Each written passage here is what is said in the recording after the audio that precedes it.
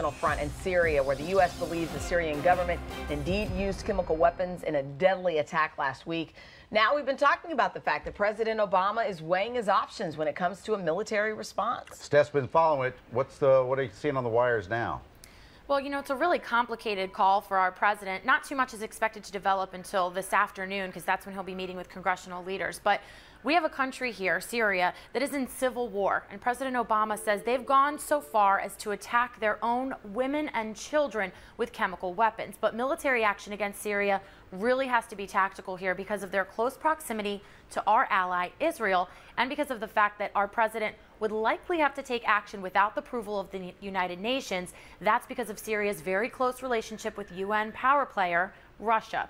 The attack on civilians took place last week. Now remember, I told you this is a country that's in the middle of a civil war. But once you attack women and children with a chemical agent, the world pays attention. And President Obama says that's exactly what happened. And now he has undeniable evidence to prove it, although the United Nations is still looking into those allegations. Now he blames Syrian President Bashar al-Assad. The United Nations did send in a team. They were inspecting the blast site, but they have not announced a conclusion. And Syria, in fact, is just denying the whole thing and even trying to blame us and our Western allies for providing weapons to their opposition. He pulled out a gun, shot him once in the back of the head. The decedent didn't know what hit him.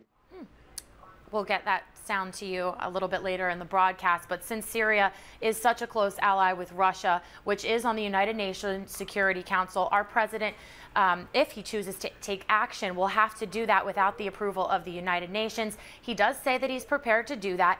6,000 Syrians have left the country in the last 24 hours, even as we were doing reports this morning in anticipation of an attack.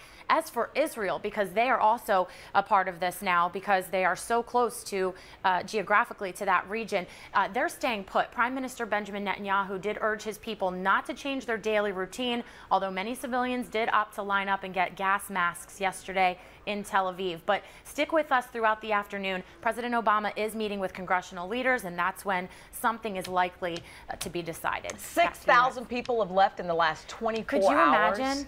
Yeah. Well, I mean, imagine if the United States aims our guns, and we do have ships and airplanes in that region just waiting for a command from the president. So if he says go, I'd clear out of there too. Yeah. Well, the Navy says they're ready to go at any second now. All right, let's get into this other story. It's a local story, but it's getting some